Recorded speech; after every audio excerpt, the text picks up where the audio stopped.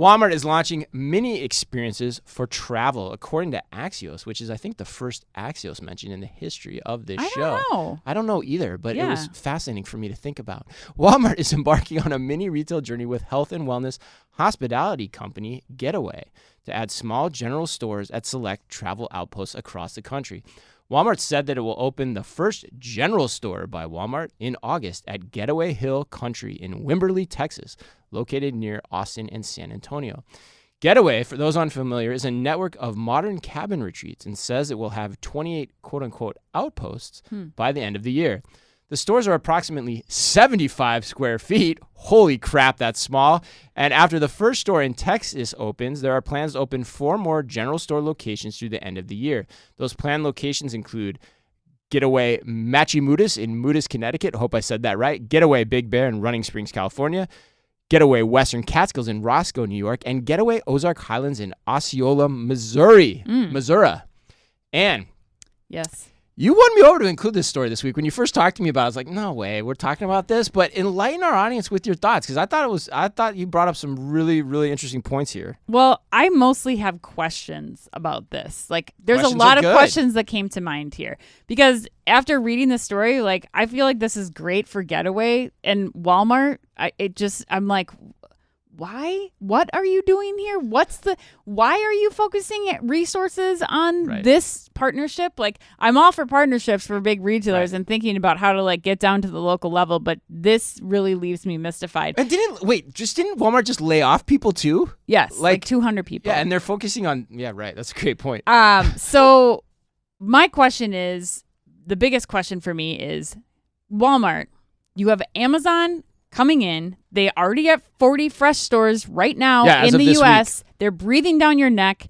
They're all offering just walk out technology, and you are not even experimenting with a small format cashierless store of your own. Right.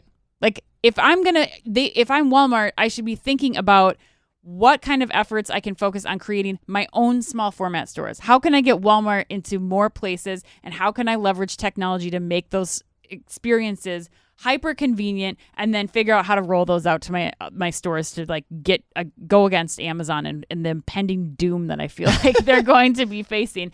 And then second, what's the pricing strategy here? Like, you're now talking about a camp store, a tiny general store that's 75 square feet. Like, is there any like brand love for Walmart in these places that's going to justify like putting the Walmart name on that? And is it going to be low price? Is it going to fulfill the Walmart promise of in 75 square feet? Yeah, exactly. Like, are you going to have to? A camp store, they upcharge everything. S'mores to you got to get the product. Ponchos, you got to have the product there. So is it going to fulfill the Walmart promise in here? I don't know. I just have so many questions, especially the selection in these areas. Like Walmart, you could build a small format store of your own in these same places to still serve that audience, but then you could be like redefining what kind of categories you sell there, and like using technology to modify the store based on what you're finding people need in that area.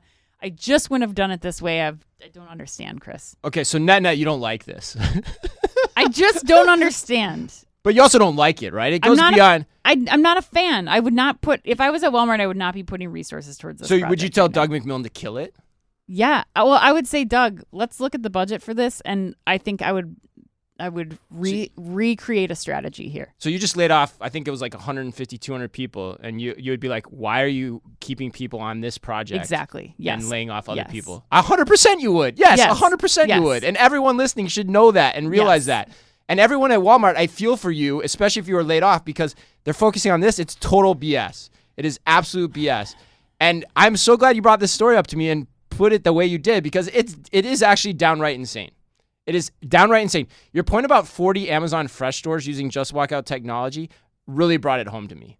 It's like, it's a pure waste of time. Like, and by the way, don't most of these markets already have like Walmarts too? Like, well, that's an excellent point. When I go up north to travel outposts, in Minnesota, like That's when I shop at Walmart. Right.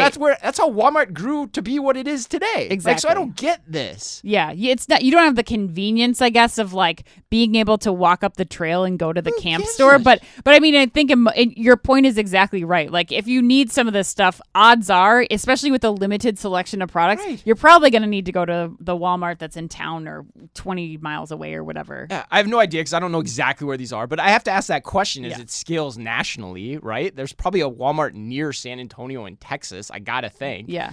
But so, I mean, Doug, if you're listening, probably not, but if you are, kill this idea. Invest in computer vision in some real, tangible Walmart way. Enough said, in our opinion.